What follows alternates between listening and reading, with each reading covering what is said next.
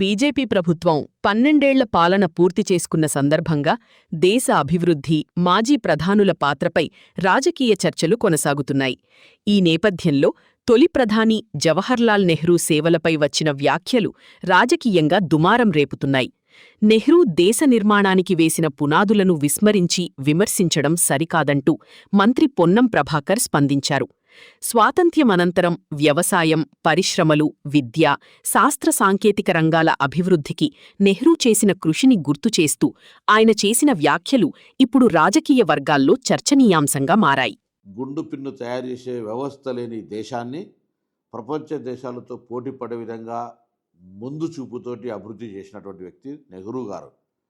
ఈరోజు నరేంద్ర మోడీ గారి పరిపాలన నెహ్రూ గారు పరిపాలించిన దానికంటే ఎక్కువ కావచ్చు, అభినందనలు. కానీ నెహ్రూ గారు చూపెట్టినటువంటి మార్గము వలన ఆనాడు ఏర్పాటు చేసినటువంటి విద్య, వైద్య సంస్థలు, ప్రాజెక్టుల నిర్మాణం వల్ల ఈ దేశం ఇంత పురోగతి చెందింది. కట్టిన బంగ్లాకు మీరు రంగులు వేయచ్చు, డివియేషన్స్ చేయొచ్చు, కానీ మీ మీద గొప్ప చేసినామని చెప్పుకునేటువంటి ప్రయత్నం జరుగుతుంది. అందులో మళ్ళీ నెహ్రూ గారిని అవమానపరిచే విధంగా మాట్లాడుతున్నటువంటి పురంధేశ్వరి ఇతర బీజేపీ నాయకులకు జాగ్రత్త అని చెప్తాను. ఎందుకంటే భారతదేశ నిర్మాణానికి సంబంధించి ఒక ముందు చూపు కలిగినటువంటి వ్యక్తి జవహర్లాల్ నెహ్రూ గారు. వారి ముందు చూపు వల్ల ఈరోజు 100 దేశాల్లో మరి సీఈఓలు మన భారతీయులు ఉన్నారంటే కానీ, ఈరోజు మన యొక్క ఆహార ధాన్యాలు బయటి దేశానికి ఎగుమతి అవుతున్నాయి. కానీ ఇక్కడ ఉద్యోగ అంశాలు నవరత్న కంపెనీలు కావచ్చు, ఇతరత్ర పెట్టి ఉద్యోగ సమస్యను పరిష్కరించడం కానీ, పారిశ్రామిక రంగంగా ఆ విధంగా ఈరోజు దేశం స్వయం సమృద్ధిగా ఎదగడానికి నెహ్రూ గారే కారణం. నెహ్రూ గారు నామినేటెడ్ ప్రధాని, ఈయన ఎన్నికైన ప్రధాని. మతము తప్ప ఇంకొక మాట లేని రాజ్యాంగాన్ని అవమానపరిచి అప్రజాస్వామ్యానికి వేదికగా ఇలా చూస్తా ఉన్నాం. ప్రతిపక్ష పార్టీ ఉండద్దు.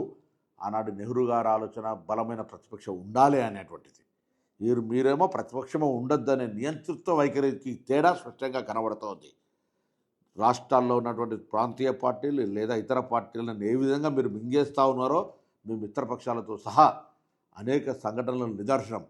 కాబట్టి మీరు నీతి చెప్పి ఈ దేశంలో ఏదో పెద్ద గొప్ప చేస్తున్నాం అనుకుంటే పొరపాటు.